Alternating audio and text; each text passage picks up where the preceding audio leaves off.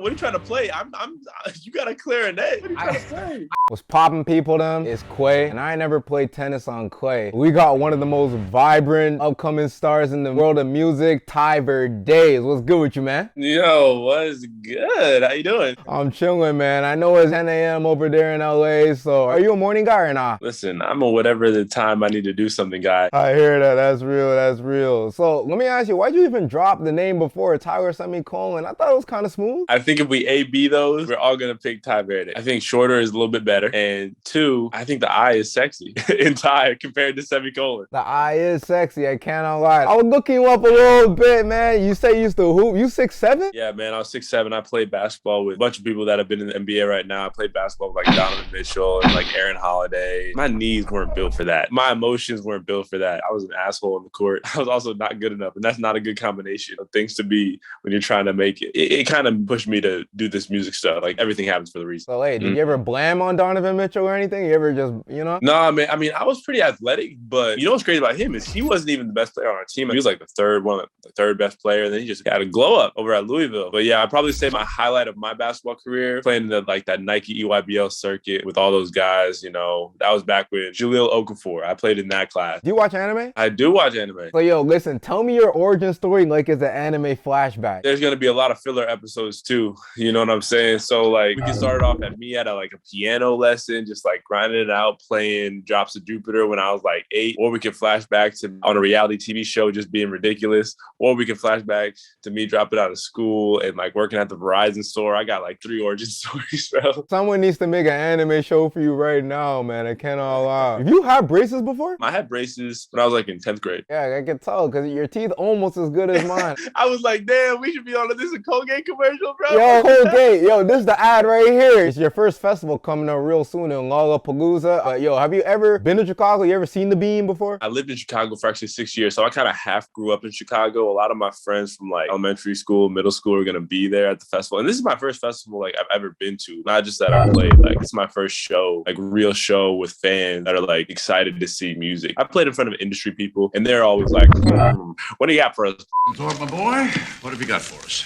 But for people who have actually been fans of me, this is the first time I'm playing for them. What's your favorite trend off Stuck in the Middle? Have you seen them? The trends on Stuck in the Middle have just been doing what you would regularly do in your everyday life. There was one trend where it was like that face filter that froze your face with the line bar on it. That was kind of cool. But I think that it's really cool that people choose my music to live their daily life to. Yo, if they're using your music for vlog music, bro, that means you made it. Now, even with you having all these like happy tracks, this is why I rate you a lot, because you're real. You know that not every day is going to be happy. My happiest tracks, A-OK and like Drugs is a pretty happier track. They just have layers to them to where if you actually get into the music, you realize that it's not just happiness. It's just more being positive. A lot of people mistake the two, but positive, you can be positive all the time. It's impossible to be happy all the time. And I'm not like the happiest person in the world. I just keep a positive outlook towards, which I think puts you in a better position than if you have a negative outlook. Now, how do you usually like, come up with your tracks? Like, do you ever like wake up cheesed and then you just write a track saying like, yo, I'm cheesed. Something else, Black Eyed Peas. That was horrible. I don't know. I'm not a ghostwriter. All right, album 2, we got the feature coming up. I think a lot of my inspiration comes from just like absorbing people around me, what they're talking about. Anytime that you're having a conversation, there's an emphasis on a sentence, or if I'm thinking about something and I'm like, wow, this is cool. You see someone walking down the street and you're like, damn, we would have some cute kids. Or you just have like a friend, maybe it didn't work out in a relationship and you stop talking to her, but you think we would have some cute kids, you know what I'm saying? Or feeling this bad never felt so great. Like, oh man, I'm so sad and happy right now. A lot of my tracks are just things that I've experienced. I don't really write about stuff that I haven't experienced, which is why people have been, getting to know me.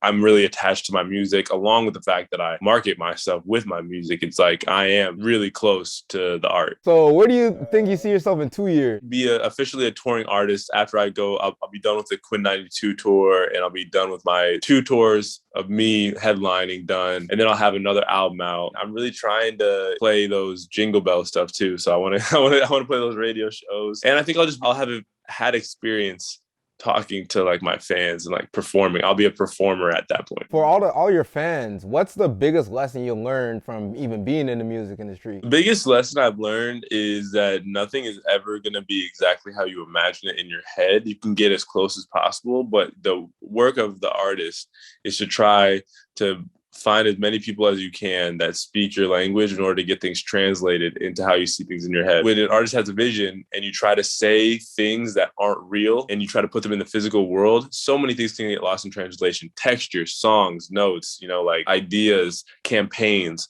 everything can get lost. So making sure that you either find people who can do it for you or you can have that vision for yourself. And also having a vision is the most important thing, because if you don't have a plan for the next 3 years, what are you searching for? You know what I'm saying? So every artist is a business. And in order to grow, you have to put out products. You have to put out music in order to grow, no matter who you are. Ed Sheeran's putting out music right now. He's the biggest in the world. You got to keep putting out music if you want to keep getting bigger, keep being successful, keep getting the moolah. You know what I'm saying? I want to be doing this for as long as possible. And it's not completely for the money. I just want to be comfortable and then bring things that I have in my imagination to life. Like creating things that makes me happy, and performing makes me happy, and making music makes me happy. You know what makes me happy? This TikTok that you made. You say you better send this to someone you got a crush on. Do you know the success rate behind that? Like, what's the analytics? Are people going on dates after sending this? Because, the shares are ludicrous on this one. I get DMs all the time of like, I had my first kiss to We Would Have Some Cute Kids. I had my first kiss to A-OK. And I'm like, damn, like, that's not really what I would put on to kiss somebody. But that, you do your thing, man. Actually, maybe I should try that. I don't know. I also seen in one of your other TikToks that you said that even for artists, just be open to anything and everything. So I'm going to ask you, would you ever make a song on a drill beat? On a drill beat? Yeah, I mean, like, the thing is, I love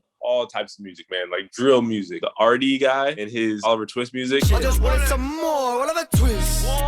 Yeah. I just want some more. But yeah, man, like I listen to everything. So a little bit of country stuff, musical theater stuff, like Shrek the Musical soundtrack, movie soundtracks. One of my favorite songs is the United Airlines theme song. It's called Rhapsody in Blue. That song's actually tough. Just having that experience with everything, like as long as I can make it sound good, like I'm not gonna go on a drill beat and do something average. It needs to be above average. It needs to hit, and then I'll make it. I know you like the afro look. Are you ever gonna braid it, bro, or get waves? That is a good question. I've had so many hairstyles in my life. I've had cornrows. I've had dreadlocks. I had dreadlocks for like 2 or 3 years. And then I had waves. It just, with quarantine, right when I stopped caring about my hair is when I started getting attention about my hair. So now I'm trying to figure out, for like branding purposes, like how long I have to keep this hair compared to if I were to change it up all the time. I like my hair like this, to be honest. I don't have to care. Like I just wash it and then it comes out like this. You know what I'm saying? But I do think I'm probably going to do something to it eventually. But maybe not in the next 3 years, but in the next 6, definitely. Have you ever made lyrics while like taking a dookie? This is a very important question of mine. All the time, man. I think that I've worked on stuff in the bathroom. I've worked on stuff when I was driving. I work on stuff all the time.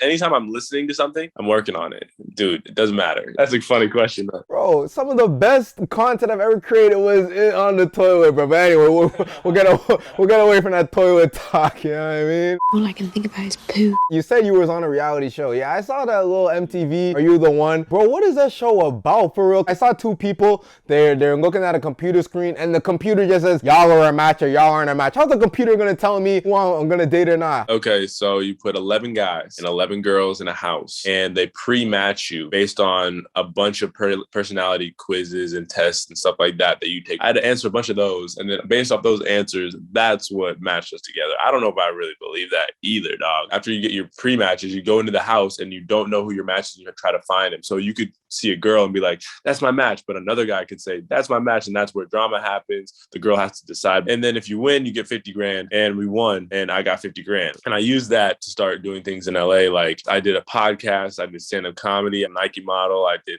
acting.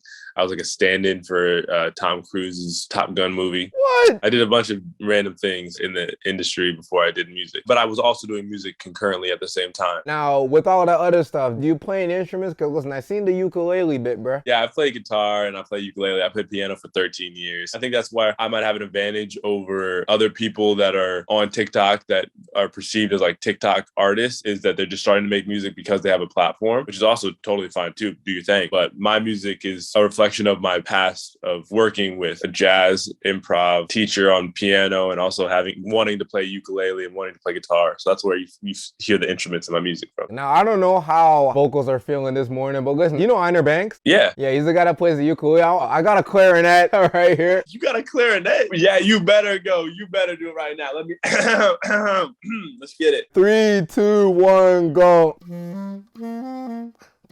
Yeah. Yeah. She said, you're a player, aren't you? And I bet you got hoes. I said, you don't know me like that. I just go with the flow. She said, you can't fool me like that. You're gonna leave me on red.